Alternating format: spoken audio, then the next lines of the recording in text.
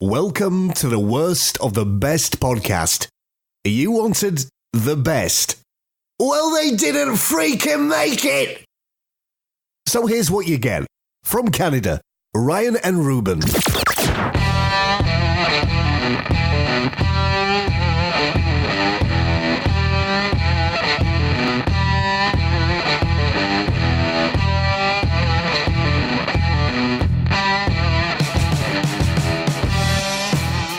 All right, welcome to the Worst of the Best podcast. I am your host, Ryan, and with me today is a special guest from the No Redeeming Qualities podcast. We have with us, he goes by the name Zip. So welcome, Zip, to the show. Hello. How are you doing today? I'm doing good. I'm ready to talk about some Arnie movies. The No Redeeming Quality podcast is a podcast that I personally listen to. And for you listeners who happen to listen to this podcast and my Rocky podcast, you've already heard Zip on that podcast. I asked Zip, hey, do you want to do a recording? And he says, I would love to come on the Worst of the Best podcast because I want to talk about Arnold. And I'm like, dude, let's do it. Arnold is one of the biggest actors in the world, of course. He's worldwide known. I mean, when it comes to action stars and to movies and faces of the world, Arnold and Sly, these two guys kind of rule the roost still to this day. Him and Sylvester Stallone are like a shoo-in for the Mount Rushmore of action stars. Pick four people. Who's on that mountain? Arnie and Stallone are for sure. Yeah, I would say maybe Bruce Willis. Bruce Willis is probably on there. Planet Hollywood. Yeah, Planet Hollywood. Did you ever eat at a Planet Hollywood? I want to say that I have. I know I've done a Hard Rock Cafe, but I don't know if I've done Planet Hollywood. I like to think that I have. I like to think that I have given more money to Stallone. I think it went out of business a long time ago, but I remember I went there for my birthday when I would have been 8 or 9. But other than that, I don't really remember anything about Planet Hollywood. I've also never been to a Hard Rock Cafe, so. Okay, well, let me tell you, it's pretty much like any kind of food that you'd have at any standard bar and pub, but there's paraphernalia around the walls. Okay, yeah, so a music-themed Planet Hollywood. Yeah, exactly. You'll have Bruce Willis's torn-up shirt from Die Hard or things like that. So I must have gone twice, because I don't think this happened at the birthday party, but I do remember I was in one of them, and they had the prop of the giant cockroach from one of the Freddy Krueger movies. We had to move tables because it was so gross. My mom couldn't eat and look at it. That is awesome. Well, speaking of Freddy Krueger, of course, when this comes out, it'll be closer to Christmas than it is today. But tomorrow's Halloween. But we just got news that Halloween has been postponed one day due to inclement weather that's happening tomorrow in our neighborhood. We're going to get up to 100-kilometer-hour winds tomorrow. They can just do that? They can just postpone Halloween? They did. The city did. Yes, they put out a mass notification. The schools will be announcing that to the children tomorrow for those parents who don't have social media. Apparently, it's a bylaw that you cannot trick-or-treat tomorrow for safety reasons and to also not disturb the peace. Well, it's supposed to be 100-kilometer winds. That's pretty bad. So you got trees and debris, and the power goes out. You're going to have dark everywhere. That's a very good reason to postpone it. Can't imagine anybody arguing that. Also, it would be a Friday night versus a Thursday night, so that's probably better. For the parents and for the kids, ironically, it is a little bit better. So we get 2 Friday Halloweens in a row, barring any unforeseen weather for next year. It's a leap year next year, so it's going to be on Saturday. Oh. Thank you. Thank you for that. Okay. We went and celebrated Halloween last weekend. I went and looked that up because I thought, oh, yeah, next year's going to be on Friday. And it's I'm sorry. Can I swear on this? Yes, you can because I edited it. Doesn't matter. You say whatever you want. So. We're not live, so do what you want. I'll do editing. Probably do all the editing on your show. I bet you Bob does nothing. As far as editing, yes, Bob does nothing. That's what I mean. No, yeah, your co-host, Bob. On the show, he's fantastic. But I meant post-production. He does nothing at all. Oh, yeah, that's me. That's me. Yeah, that's all me. That's like me with my brother Ruben, who can't be here tonight because of his work schedule, so that's why Zip's filling in. Yeah, I'm the same way. I do all the editing, all the promotional stuff, everything. But I love my brother all the same. That's okay. Okay, so here we go. Arnold Schwarzenegger movies. This guy, believe it or not, I'm sure our listeners do, he's quite a box office draw. But he doesn't have as many movies as you think with big numbers as you think. That's what I found the most surprising in doing this, putting together this list. So there's 2 things. One, we adjusted the numbers that we'll present with each movie for inflation, because that's important because it tells you the amount of tickets sold if this was released in 2019.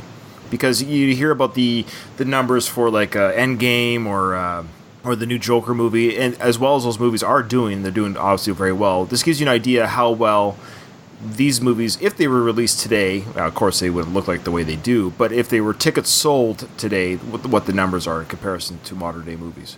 Even with the inflation, I'm a little surprised by his numbers.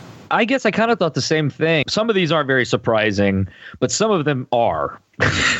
There's one in particular I'm staring at that I'm kind of in disbelief that it's as high as it is. I'm in disbelief that this movie is on the list, yet alone ranked where it is. Okay, yeah. Well, as our listeners know, if you're a first-time listener to the show, I will explain, because people might be listening to the show because of your audience, Zip. What we do, my brother and I, is we don't pick the best. We find the worst from the best. Whether it's a top 10 list here or top 10 list there, or the greatest movies or music videos or whatever it might be from any artist or collection of lists, we just choose what we think is the worst from that best, because every best of list has something that we still think is a stinker. This list is certainly no exception. The public has spoken.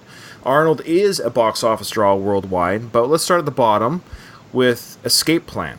This is interesting because this movie, when it came out, I know I was very excited when this movie was announced, because we have a real long time pairing between two childhood action heroes of my childhood, of Arnold Schwarzenegger and Sylvester Stallone, in a prison drama or action movie, which garnered two terrible sequels that Stallone himself starred in. But the original wasn't so bad. What did you think of Escape Plan? I did not see Escape Plan. Okay. I need to, because like you said, it's got Stallone and Arnold Schwarzenegger in it. So is it worth going and seeing? Yes, it's not bad. I mean, there's no way that I'm going to pick the worst right off the bat, or off this list, I should say, with the Sylvester Stallone in it. This is going to be impossible. If you watch this movie, you're not going to be bored. You're not going to be like, oh my goodness, what am I watching here? It's exactly what you think it is. It's Arnold and Sylvester in a prison, and there's no escape, but they figure out how to do it. And there's a corrupt warden. So basically, it's a futuristic lockup with Arnold as well. Had it been released in today's dollars, even though it was only released like 4 or 5 years ago, it would have made $152 million worldwide, which isn't that great. But to be fair, it only cost like $50 million to make, so it made 3 times its budget. You're a Stallone buff. Why did it take that long for them? Because I know they did the Expendables, but that's not really like them doing it together. Why did it take so long for them to do a movie together? Ego? Ego, absolutely. They were in competition throughout the 80s and 90s. And then Schwarzenegger was out of the movie business for 8 years because he was governor of California. That's true. And that's almost a decade. And I remember when Arnold went into politics, I thought that was great. I mean, good for him. It goes to show that for him, it's not about the money. He actually did something that he felt was giving back to the country that was, has given him so much. I actually admire him for that. It doesn't matter what you think of his politics. It's just the fact that he actually served the community for 8 years. There's nothing to sneeze at. A lot of people saw it, he only did it because he's popular and it was an ego thing. But if you've ever read about Schwarzenegger's life outside of movies, it makes total sense that he would do it. He is a go-getter. I mean, he was a successful businessman before he even started acting. Right. While he was doing bodybuilding, he owned some kind of a bricklaying company that made him wealthy. So okay, that's awesome. We're not going to get into his obviously his personal life or whatever. I mean, he's made some mistakes, but it's not like he messed around on his marriage. But I would dare say I would be surprised if any celebrity hasn't. To be honest with you, they haven't got caught. It's Arnold, but the fact that he messed around with his nanny or whatever, and she looked terrible. It just goes to show you that he was just laying it on everyone. It didn't matter how attractive it just, I don't know. I think it's also, we see the pictures of her when the scandal came out, which was 20 years after the fact. I mean, maybe she was more attractive. Sure, you're when it happened, but still, Let's give Arnold the benefit of the doubt. Yes. Next one, Junior. The comedy, quote unquote comedy, Junior came out in 1994, and I saw this in the theaters.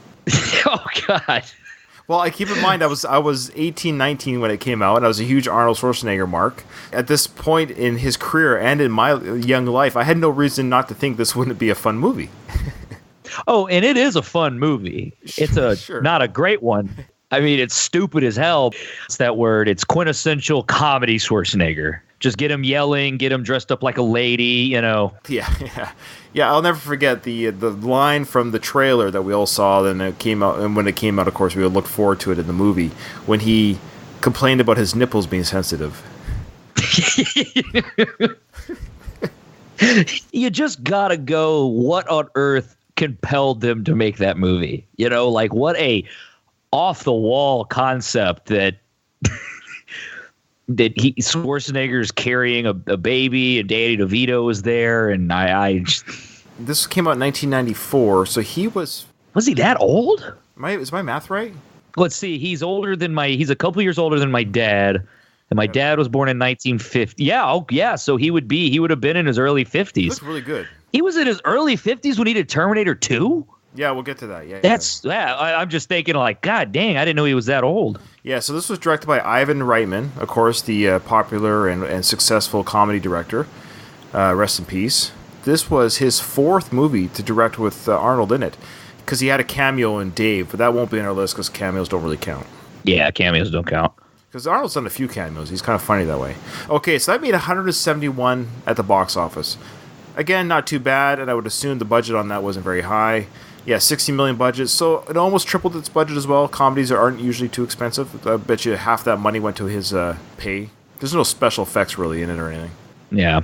So have you seen it? You seen it? I meant to ask. Oh, yeah. I've seen Junior. I have not seen Escape Plan, no. That's funny. And I'm looking at the rest of the list, and I've seen the rest of these. So. Okay, good. Well, here's the thing that's crazy to me. I'm surprised by how low this one is. Predator. I'm actually not. Really? Why? Because I think Predator was kind of a cult classic, wasn't it? Did it not get popular until after it was out of the theaters? When any action film buff speaks about Predator, it is spoken with reverence. There's nobody that I know that likes Arnold and likes action or likes action who might not even like Arnold who doesn't like Predator. It's impossible. You cannot not like action movies, especially from the 80s, and not like this movie. I was actually super lucky that the first time I saw Predator, it was on AMC. I missed the very, very, very first part of the movie. So I started watching it when it was all of them in the helicopter going to the jungle. And so I had no idea what it was about. I just thought it was like Commando, some kind of shoot 'em up movie, and then then the sci-fi Predator itself starts coming out. So I was 10, and I'm just, good lord, like it was. Oh man, it was such a good movie. I saw it when I was about the same age, but I saw it on VHS when it was a new release because I was too young to see it in the theaters. Because it's a pretty violent movie. It came out in '87, but I got it on VHS as a kid, and I bought it. I remember I bought it from the Columbia House Video Club. I watched the crap out of this movie.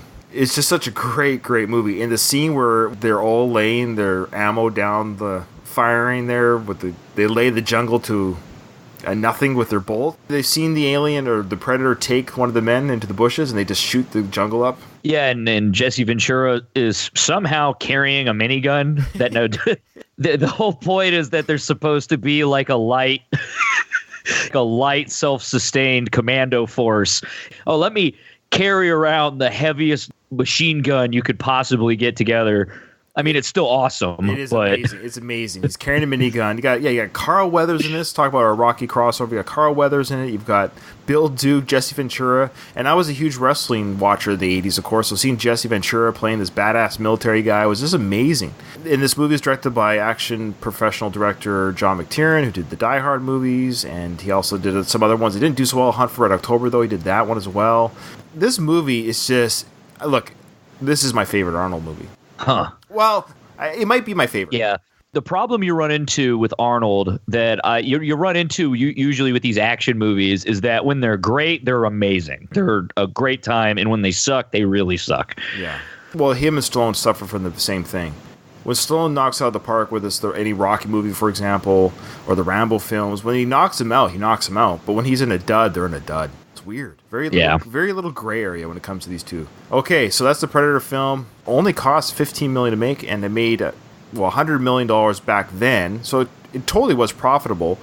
But in today's budget, on today's tickets, it's $193. So almost $200 million worldwide on the $40 million budget. So it made its money back and then some. I'm surprised that it only cost $15 million to make. Yeah. That's on a budget.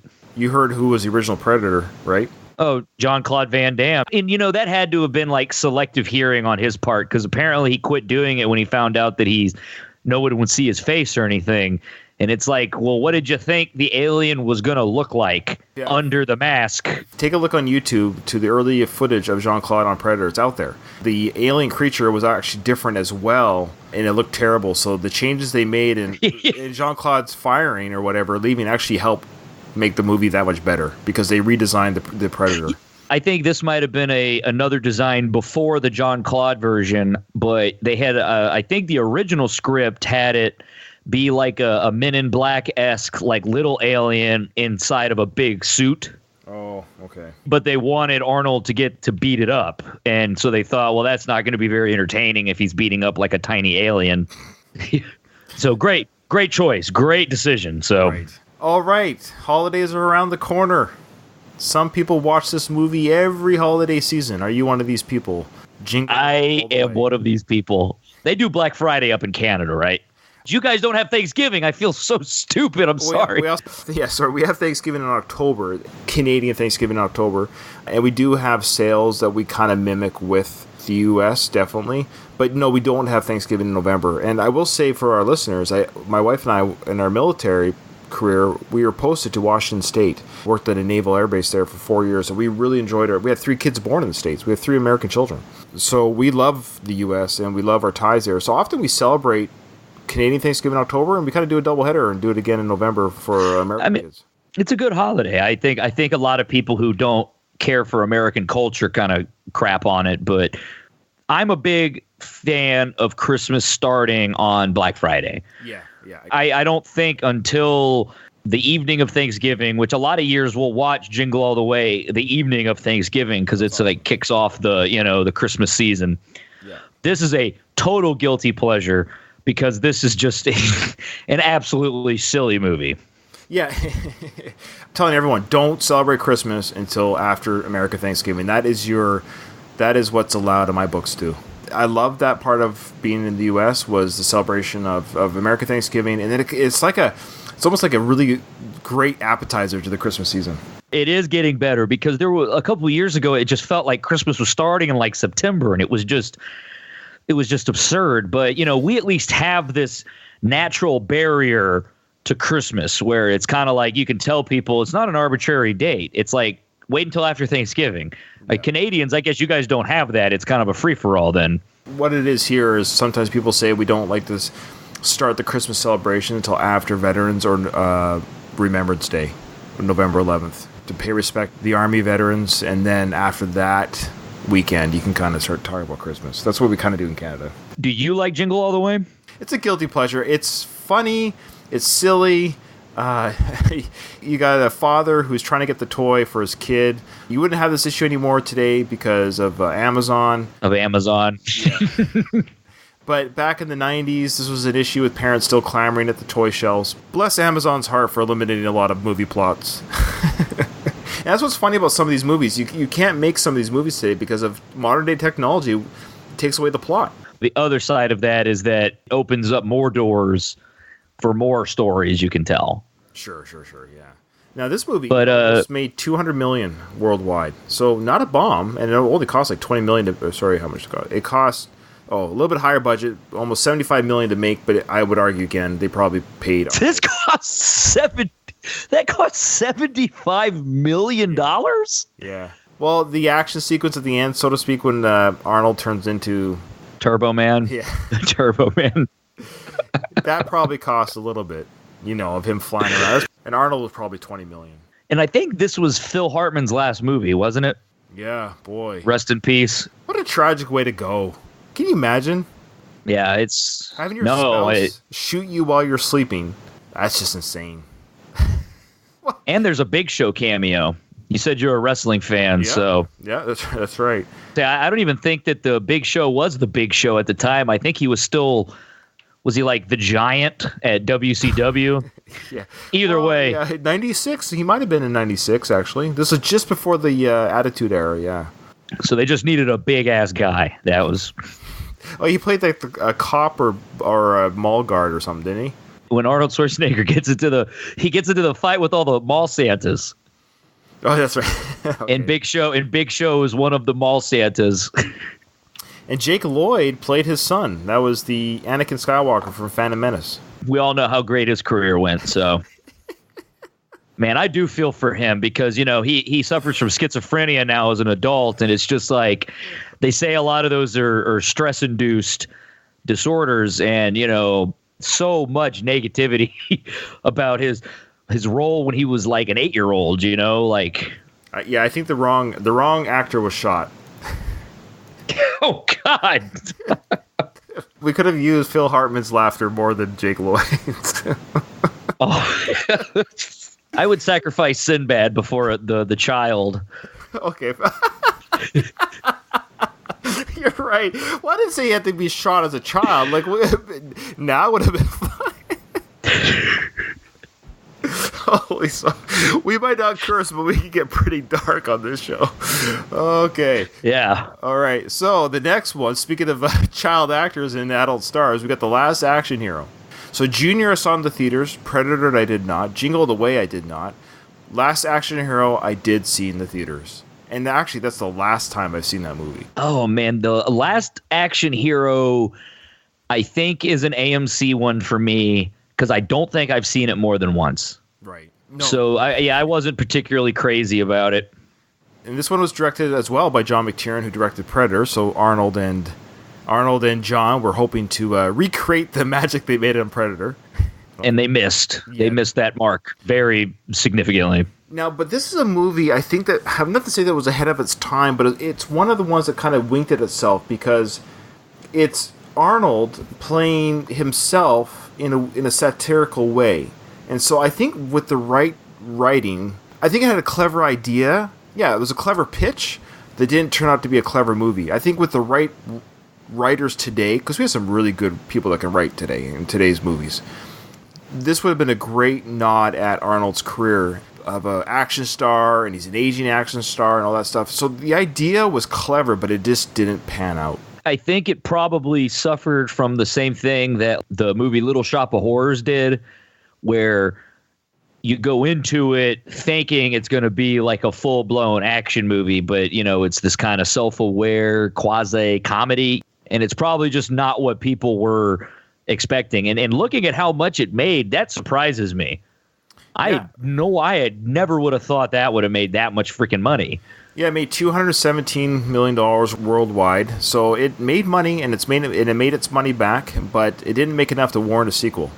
And speaking of sequels, Arnold doesn't do too many of those, does he? The exception, very, very famous franchise that he did that we're going to talk about later.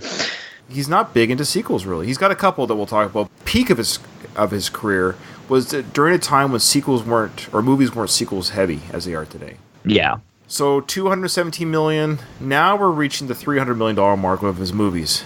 End of Days, I'm surprised it is where it is a little bit, but it made $308 million worldwide. There's another movie that Schwarzenegger did that's not on this list, and the name is escaped. Was it called The Sixth Day? Yes. Did another movie around that time period, and I think you could put a gun to my head and I cannot differentiate those two movies. Really? End of Days is the one where is it Kevin Pollak pisses on something and it sets him on fire? Well, yes, End of Days came out in 1999. It was an American supernatural action horror film directed by Peter Hyams. The film follows former New York Police Department detective Jericho Kane. I love that, how his name is Jericho Kane. After he saves a banker from an assassin, but he finds himself embroiled in a religious conflict and must protect an innocent woman who is chosen by evil forces to conceive the Antichrist with Satan. Yeah. Odd choice for Schwarzenegger. It is a very odd choice. This would have been his first type of religious type drama. I actually walked out of the theater on this movie. Oh, really? Yeah. Because it was bad, or did something offend you? Well, I will say at the time that I was quite religious at the time. And I think that played into part of it. I'm not opposed to seeing movies that deal with religion or even with a Satan character or, the conflict of evil. Because really, whether it's the dark side of the force or the devil, it's the same type of conflict, supernatural conflict, right? So it was a part of that. I was quite orthodox at the time, and so there was a part of me that kind of felt uncomfortable. I'm not a big fan of these type of occult movies, and so it was a little bit more than I knew what the premise was about, but it was a little bit more than I anticipated. It was just too gross, too much for me at the time. This was 20 years ago. Would I be able to sit through it today? Maybe. But I was also bored too. Yes.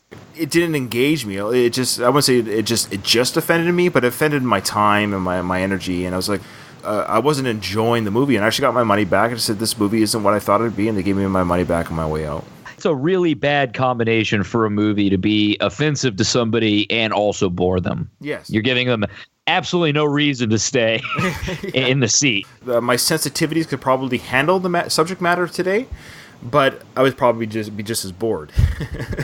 That made $308 million at the box office.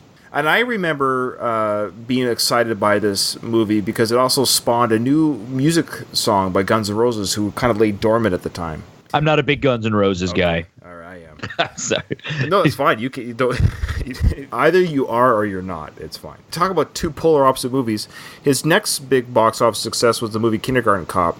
Made $350 million worldwide. I'm old enough that I saw this in the theaters. This is like a second tier to Jingle All the Way, but also incredibly entertaining. Yes. Directed again by Ivan Reitman. Came out in 1990.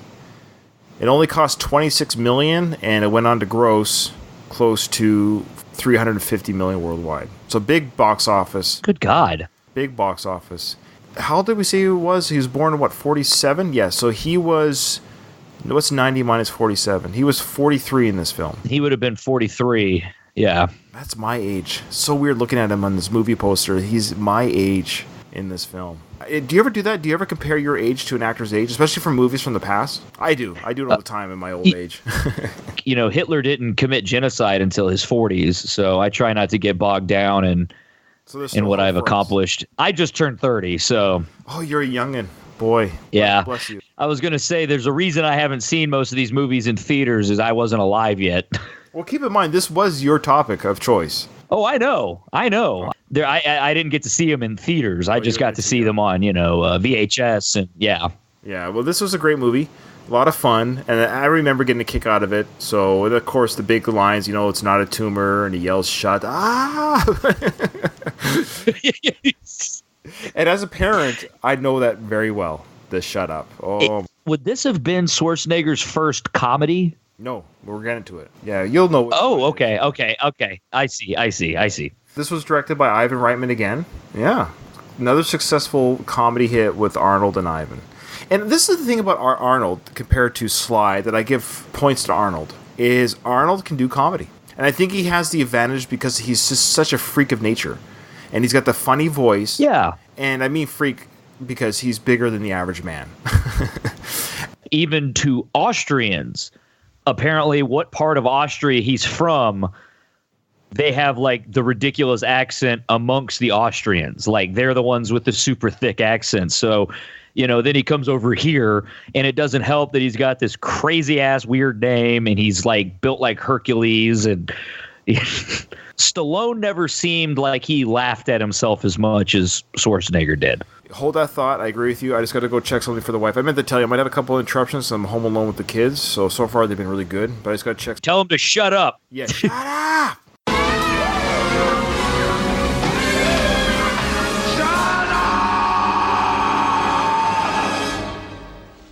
Shut up! Shut up! Shut up!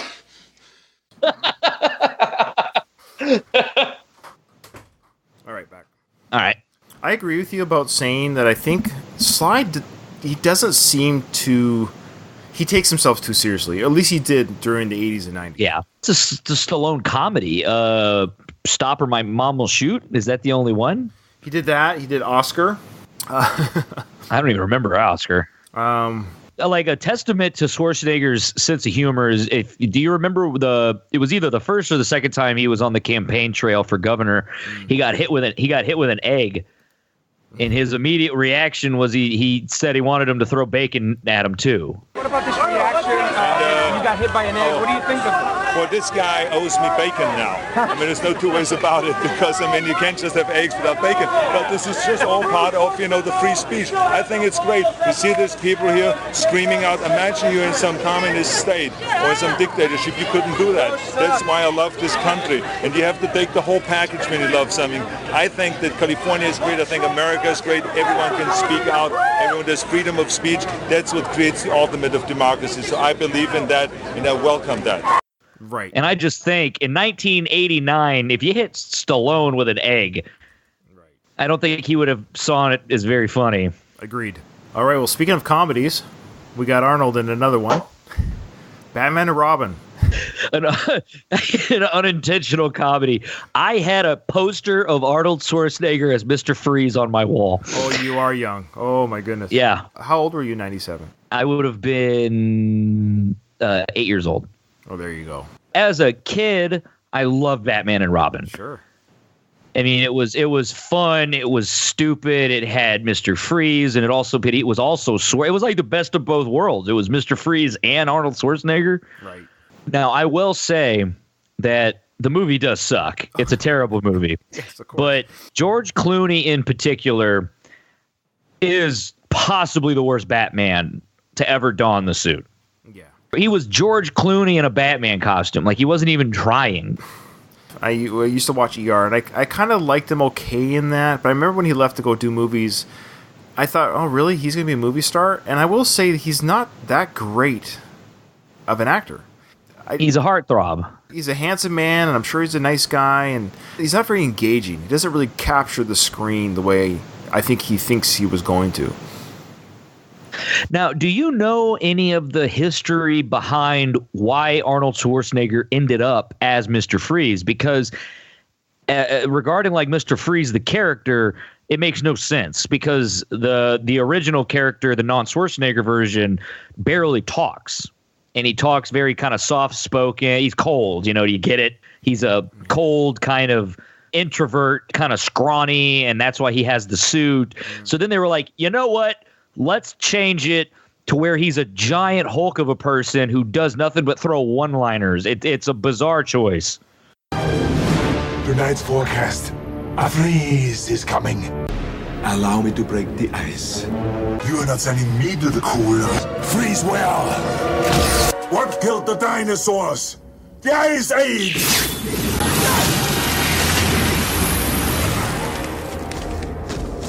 Stay cool, bird boy. Let's kick some ice. Show some mercy. I'm afraid that my condition has left me cold to your pleas of mercy. All right, everyone. Chill. It's a cold town. Cool party. Can you be cold, Batman? Chilled to perfection. Revenge is a dish best served cold. Winter has come at last. Freeze. Freeze. Ice. Freeze. Icy. Winter forever. Frozen. Icy. Freeze. Winter ice. Ice. Freeze. Winter. Winter. Freeze. Cold. Frosty. Patrick Stewart was originally considered for Mr. Freeze. See, that at least makes sense. I could see that. That makes me upset. That would have been a better choice.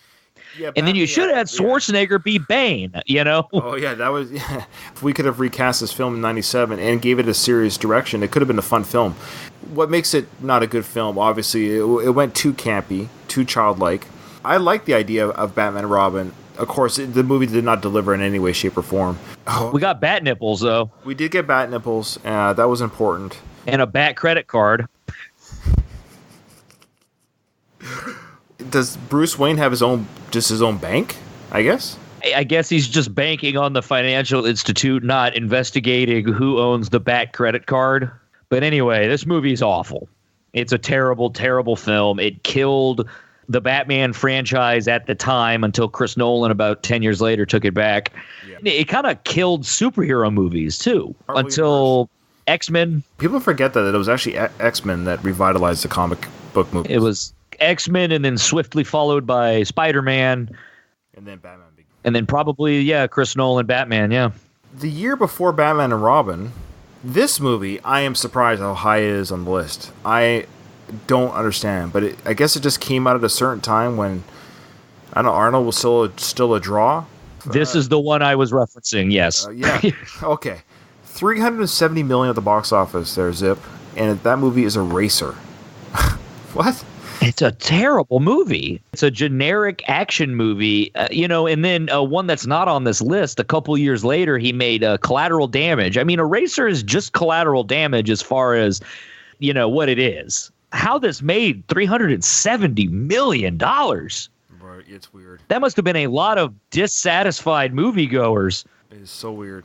The only thing about this movie that in my brain is even worth remembering is that one of my sisters collects erasers, like the ones you put on a pencil.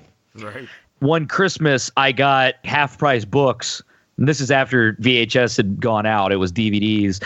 I got her the VHS of Eraser and wrapped it. Everybody would give her a gift, and then they'd put like an eraser in it, to build her collection.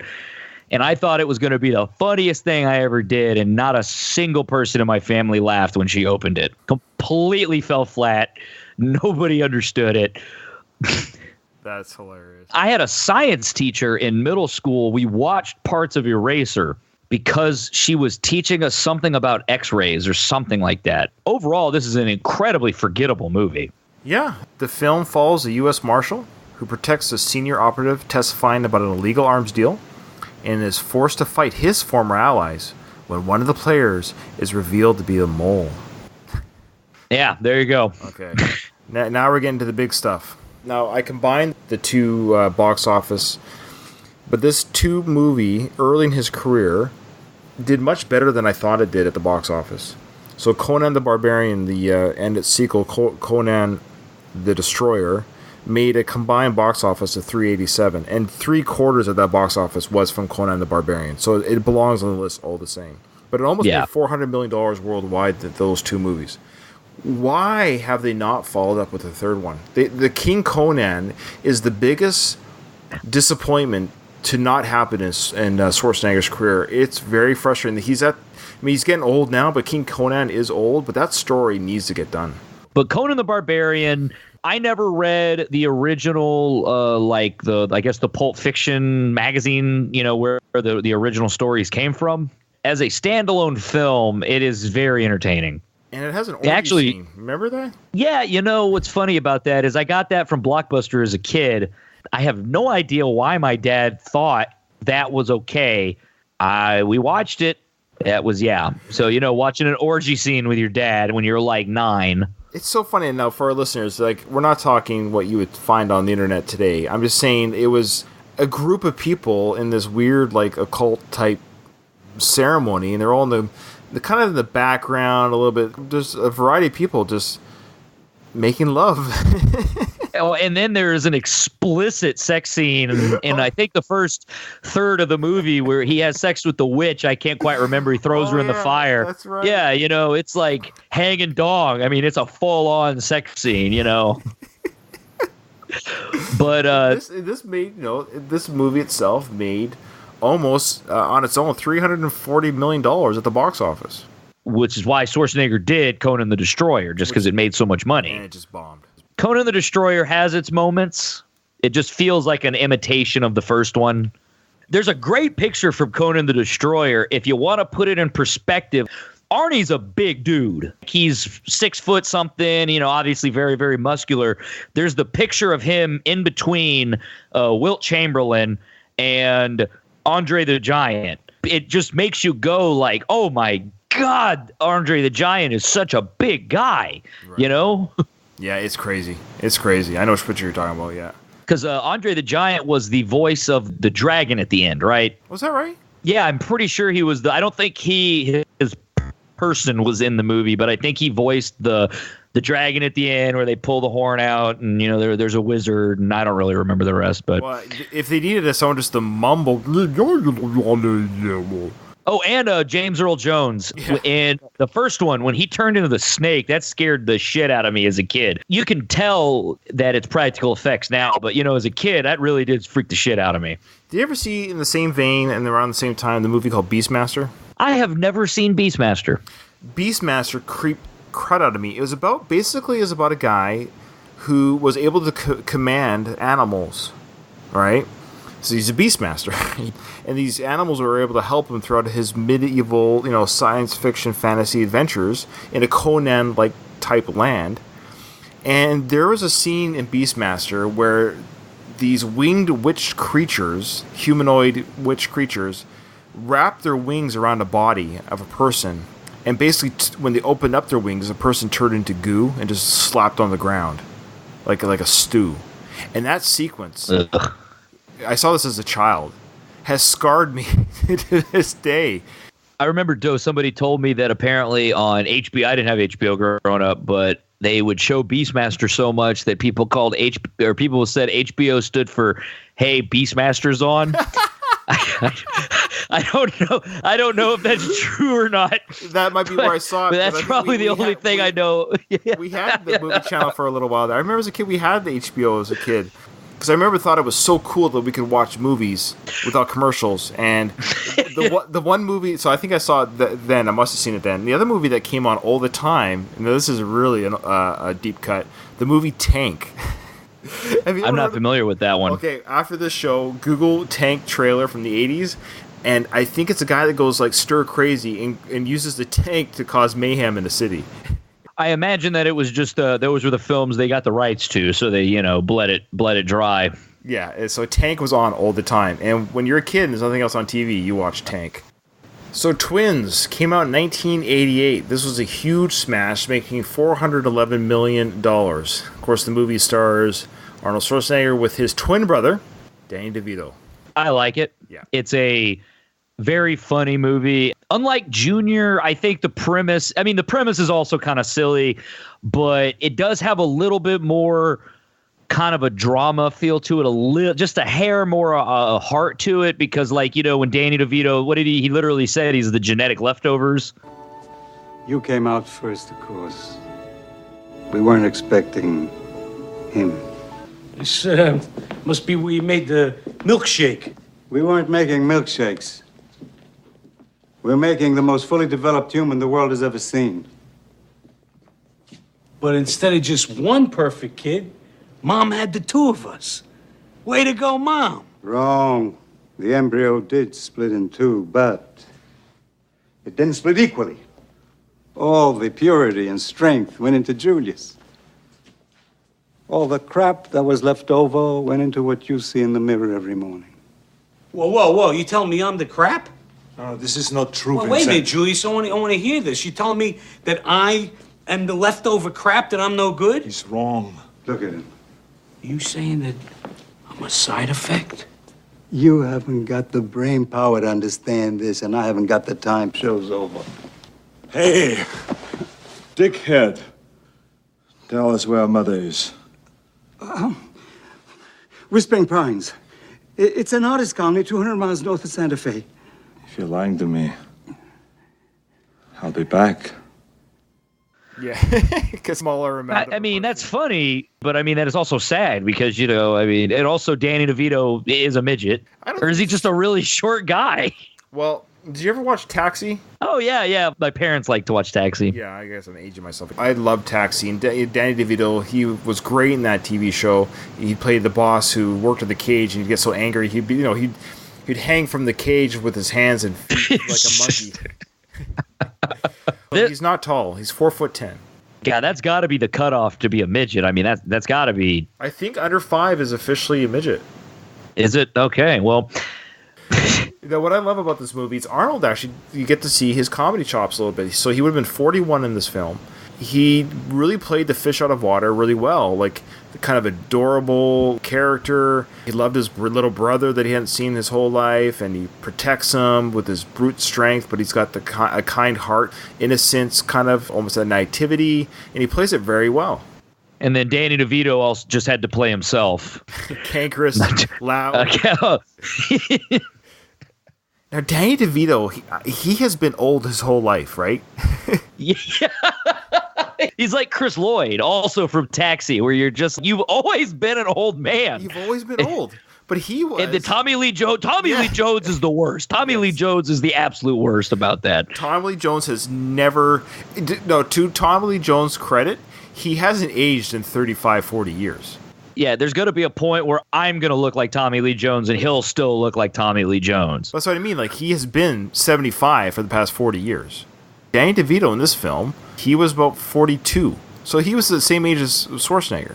He looks 42 in that, but like in Taxi, he looks like an older man. Why is it the people that we saw as older when we're growing up, like actors or even a grandparent, and then we see their photos of them when they were younger than we are now, whatever age you're looking back, and they still look older than you are at the time now? I've always thought about that. I think it might have to do with the clothes they wear, and maybe the way they cut their hair. It is true, just people looked older back then. I see pictures of my dad, for example, when he was in his 20s, and he still looks like he's my dad who's older than me, even though I'm looking at a picture of him when he's 25 years younger than I am now. It's just, it's weird. People in my family age hard, so that doesn't, that's, my dad has 4 boys, and we're all about 5 years older than apart from each other, and that when you get us in a line, you can just see the progress of what, like, I'm the youngest, so I can look ahead of the line, and I'm okay. That's what I'm gonna look like when I'm 35, when I'm 40, when I'm 45, when I'm 50. What was the budget for Twins? Well, it couldn't have been too much. I mean, there was really very little effects and stuff. Let's see here. The budget was only $18 million. Box office was $450 million. And there's a rumor they're doing a sequel called Triplets with Eddie Murphy. I would watch that. All right, the next one. I saw this in the theaters, Total Recall. I think I was in 9th grade. This would have been my first hard R movie that I ever saw in the theaters where I know that I kind of snuck in. No, I was 15. And this is from the same director-writers of RoboCop. So I knew that Paul Verhoeven, he delivers when it comes to violence and action. I saw this in the theaters, and I'm so glad I did. When you're 15 and see this movie as a 15-year-old kid back in the day, it's right up your alley. You're just left like in awe of how insane it is. That seems like a good age for the triple boob. Yeah, I remember thinking at the time, like, should I like this more? Yeah, I definitely got some conflicted feelings about the triple boob, but I remember thinking they did a great makeup job. Like, where does one begin and the other one? I always wondered that too. Is the fake one like in the center, or did they push the other two to the side? You know, I don't quite know how breasts work. Sorry. I think the schematics is that they must have put the third one, like kind of in the middle. Yeah, in the middle. Yeah, that's. Oh my goodness, that's hilarious. It had a pretty healthy budget between $50 and $60 million, which would have been close to 90 to 100 today. It made, in today's money, $451 million. So certainly nothing to sneeze at. It's also got some good prime Schwarzenegger puns in it. Okay. Yeah, there's a lot of great ones in here, and throughout Arnold's career in general. But so at the time, this was one of the most expensive films ever made. No shit, really? Yeah. I might have to go back and rewatch this one because I don't think I've seen it in a long time. I know they remade it, so I'm sure the remake's awful. It's horrible. Yeah, I don't usually do remakes. All right. Now we're getting to the big guns. Literally, True Lies, $600 million worldwide. And a solo movie, just one. Just one. This isn't even a franchise, just one.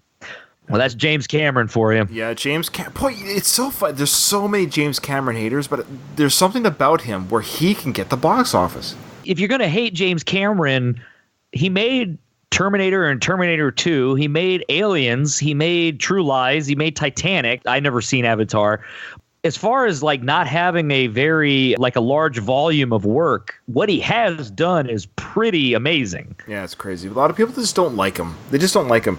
Anyone that's successful in their whatever field they're in, there's a little bit of a narcissism in there. There's a little bit of an ego.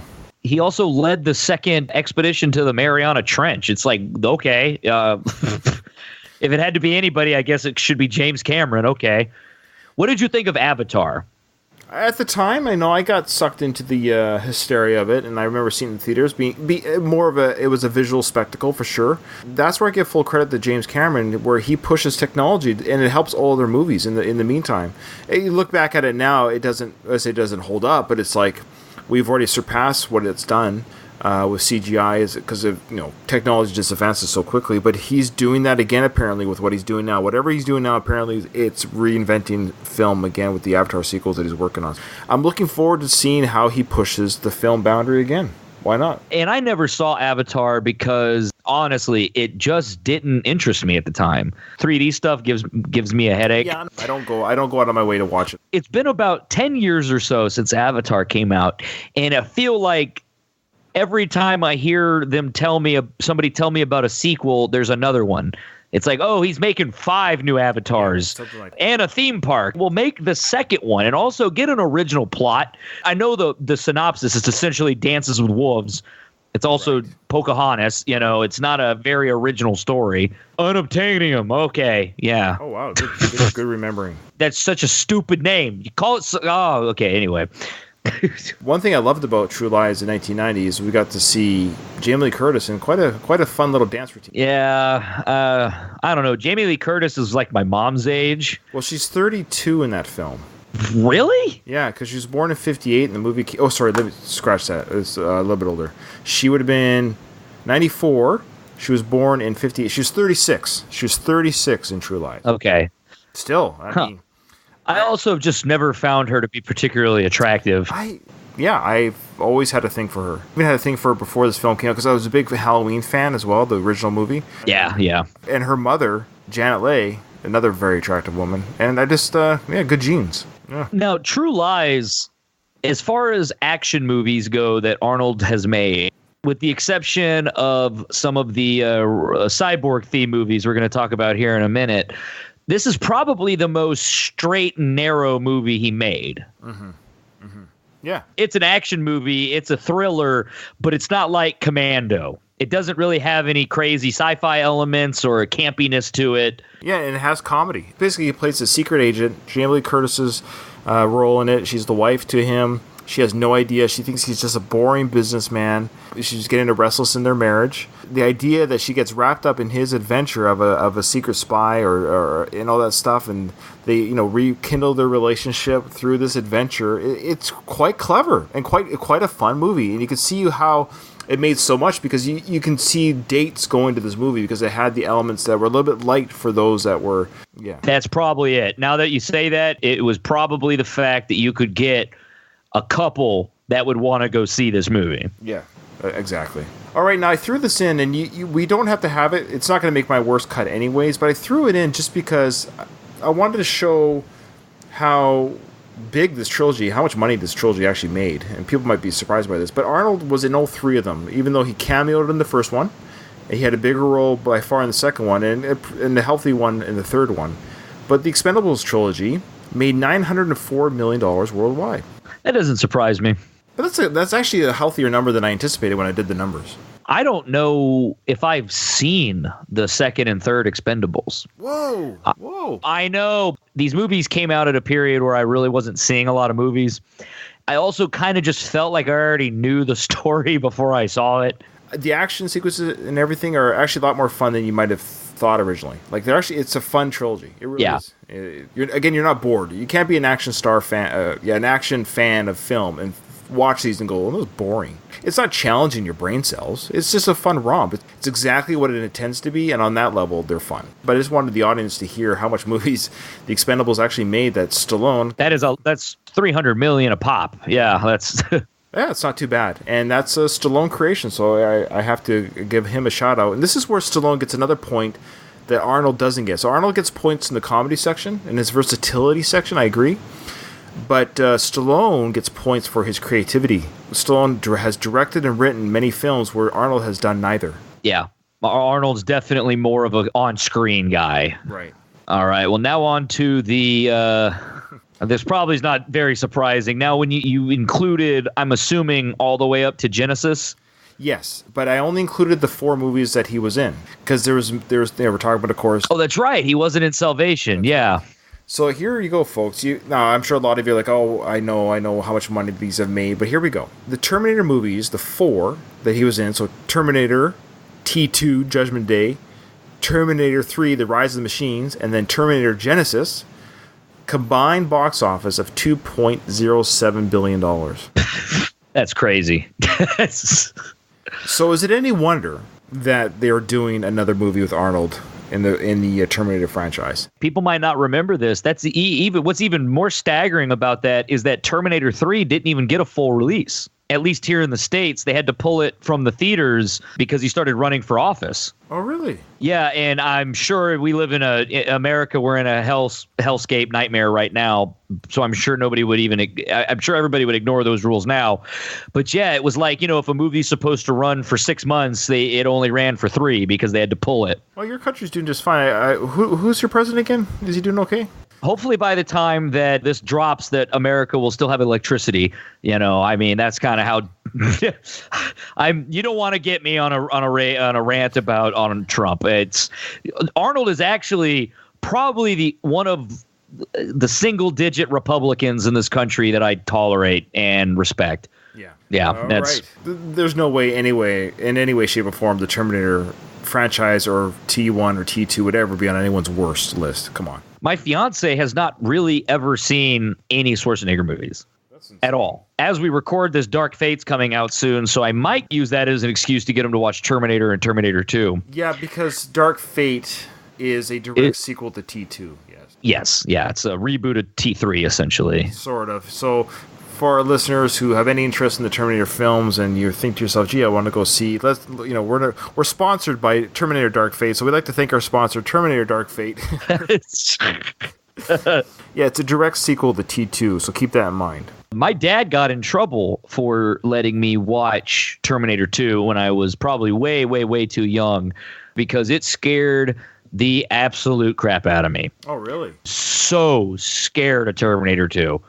Yeah. But you want to know what scene jacked me up the most? Sure. When the security guard walks and he sees the other Terminator who turns into people and stabs him through his eye. Oh my God, that scared the crap out of me. That was awesome. Now, yeah, I mean, it was, but you were younger, of course. I saw this movie in 1991. I was the age of 16. The listeners have to understand there was no internet. I didn't see any trailers. I won tickets. Oh, nice. Yeah, I was already a huge Arnold fan, so I already loved Arnold. Saw first Terminator, and I knew that this was coming from the director of Aliens, the director of Terminator 1, the director of The Abyss. So I knew James Cameron's work very well. I was already a follower of his at the time. There was a comic book store that was giving away, for the first 100 people to their store, free tickets to an early screening of T2. Well, I hopped on a bus and went down to Curious Comics on Yates Street in Victoria, British Columbia. I'll never forget. They're there to this day, actually. Still hanging on. I walked in and got my tickets. Me and my buddy, right? So we go to the theater. I'll never forget the moment when Arnold... Because at this time, I'm thinking... If you see this movie, you think the T-800, Arnold's Terminator, is the bad Terminator. People don't understand the way the movie's filmed. If you don't know, it's filmed that the cop is there to stop Arnold. Not from saving the boy, but from killing the boy. Because we know in the first Terminator, he was a killer. Yeah. So you don't know that he is good in this movie. The trailers did not reveal this at the time. This was back in the day when things were still not spoiled. So spoiler alert for anyone who hasn't seen T2. But, yeah, come on. Yeah. But keep this in mind. This was equivalent to finding out Darth Vader was Luke's father. Like, you didn't know this going in. Yeah. I never thought about that. Yeah. Try to watch it thinking you don't know the story. And when you watch it, the Terminator is hunting for the boy, and the talking Terminator, the T-1000, have you seen this boy? Have you seen this boy? We're led to believe that he has been sent back the same way that Reese was sent back in Part 1. When they go in the hallway and the boy looks back and forth between the T-1000, the T-800, and then Arnold pulls out the gun, and little nod to Guns N' Roses. Did you catch that? The gun and roses fall out? Yeah, I love it. Sorry, as a GNR fan, I went, woo, in the theater. And then the T-1000 starts shooting, and Arnold takes the bullets, and then he shoots back. And I'm like, why isn't he shooting the boy? And then I'm like, oh my gosh, the cop's trying to shoot the boy. And then the things suck in, and me and my buddy, we literally, 16 years old, okay? We have never seen technology or CGI like this in our life. We leaped out of our seats and hooped and hollered like we were at a rock concert. Because, yeah, I didn't get it from that perspective because I saw T1 and T2, on VHS. What is the first... oh my God, CGI moment in T2 for somebody who that was new, uncharted territory? Was it when he shoots him in the head with the shotgun? It was that hallway scene because the T-1000 gets a boom, boom, boom, and then the T-800 stands over the T-1000, and the bullets sink into themselves. And I'll never forget. Okay. I turned to my buddy and I said, "How is he going to kill this thing? And we were just on the edge of our seat the whole film. We just could not believe it. And then, of course, when he walks out of the fire, and then he readjusts his face, and if you'll notice, when the T-1000 readjusts himself, he actually fixes his hair at the end. And we were just like, we couldn't believe it. So I'm telling you, Zip, kids are spoiled today with CGI, I admit. But I'm telling you, I lived in the golden age of this advancement because for us, CGI was so foreign. I'd never seen this liquid changing motion. It was like, I couldn't believe they could do this on a movie. I was blown away. Right around that exact same time, Jurassic Park came out, which had a lot of cutting-edge CGI as well for the dinosaurs. Right. Must be something in your brain because you watch Jurassic Park, you watch Terminator 2 now, right, and it still holds up. Smart filmmaking. Same with the Star Wars original trilogy, because it was done with smart, and it was done with intelligence. It wasn't just a bunch of CGI. It was storytelling, and that's the key. It's storytelling. My co-host on No Redeeming Qualities, Bob, he's a huge movie guy, like huge. Like his dad is kind of describing the same thing you did. He's told me before that it has to do with the fact that they still took shadowing into consideration and lighting with the CGI versus a lot of people just do the CGI, and that's why it doesn't blend in with the scene as well. Yeah, I like it. You ready for your worst pick? I hope our fans have listened. I hope our fans have enjoyed our exhaustive / not exhaustive, because really you could have an Arnold podcast easily, and I think there's probably some. Oh, because there's some gems that aren't even on this list. Running Man, Commando. As far as the worst of these, it's got to go to it's got to be Eraser. Oh wow! Ooh. I mean, because Batman and Robin at least is so bad that it's almost funny. Right. Yeah. It's but Eraser is just here's forgettable. Here's how it works. So to help you, if you want to stick with your choice, absolutely, because you can change. The rules can change before the episode end. You are forced to watch all these movies again, but you get to pick one not to watch. If that makes sense. Which one can you say, I don't have to watch that one? So I'm forced to watch all these movies, but you get to get rid of one. I will actually change my answer to End of Days. Yeah. Despite my feelings on End of Days, the reason why I'm not picking that, it's close. I think it's my second, to be honest with you. If I was forced to watch all these again, which some would love to do again, the one that I could do without seeing again, because I have seen it all the way through, and End of Days would just be interesting for me to watch it again with my eyes of today, and the fact that I haven't quite finished the movie, I might as well see the ending. Junior. The whole idea of a pregnant man is repulsive to me.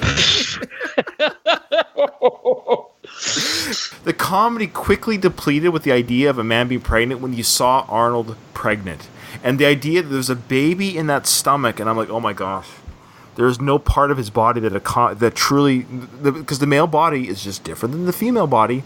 And there's just nowhere. Where is this baby being handled in this body? Where's the placenta? And I was just like, I couldn't. All I could do was envision a baby growing in Arnold's tummy, and I was just. It might be the grossest image I've ever had in my life. Obviously, the baby was a C-section. You would think that they would be like, let's pick the most muscular, tough person that we're gonna have to cut through. I know to get to this baby. Doesn't he have abs? Yeah, that's what I'm saying. Like, okay, all right. Oh, see, well, I don't know. I mean, how does it work with a lady who has a C-section? I don't know. I guess they have to cut open all that body part to get the baby. So I guess they would have to cut his abs open. Those precious abs would have been. Well, hold on. Am I wrong? I don't know. I think a C-section is kind of more across the pubic area where the stomach meets the waist. Okay. And not directly over the stomach. Oh gosh. Okay. So maybe you don't have to cut through abs. Is this grossing you out? No, I'm not a big medical. There's a reason I'm not a doctor. One, I'm not smart enough. Me and my fiance, we're a same-sex couple, and we're looking to have a kid in the next couple of years. So which one of you? This is what we're gonna have to do. This is what we're gonna have to do. Yeah. So, I think I was gonna need to research the film to see how one of you can. Oh, okay. Oh, that's hilarious. So that's my pick. That's my worst because it's not only is it just not funny, really. I don't think it would hold up. I think I would rather just see how End of Days ends. How does Arnold? You want to see the end of Days? Yes. How does Arnold beat up the devil? Oh my goodness. Okay, well, thank you so much, Zip, for coming on, and this was a wonderful time recording with you. You're a great podcaster in your own right. You put me to shame, so thank you. Oh, don't say that. No, I mean you're a natural. You're natural, and I want to again plug your show, the No Redeeming Qualities podcast. I will say to our listeners who want to go over to listen to their show, it's quite blue. And there's some cursing, so it's not safe for work, but it's hilarious. And but it's not just you guys aren't crass, but you're not crass for procrastinating. In fact, I will say, because I've listened to every single one of your episodes from day one, I will say that you guys have eased up a little bit. You're a little bit more user friendly. That was actually a conscious decision when we started to get a fan base. It's kind of like, if this offensive content is going to push away more people than it would pull in, then what's the point? No, that's fine. It doesn't. But I want to make it known, as a longtime listener since day one, or since episode 1, that it has not taken away from your content or your the way you deliver. And I will say that, in fact, I think it actually has helped you. You guys are very smart. I want to say that. I'm not trying to blow smoke up your butt, but take it anyways. You guys are quite intelligent with your commentary of both, whether it's about movies, politics, or whatever topic you guys choose. It's a very well done episode. You can tell that you prepare for the show. So again, that's a No Redeeming Quality podcast. You guys cover a variety of topics in a fun way. So I highly recommend your show. Well, thank you. If you want to check that out, you can find us at nrqpodcast.com and anywhere else podcasts are found. Awesome. All right, well, thank you so much. And my closing for this show is, remember, in front of every silver lining, there's a cloud, and we're here to help you find it.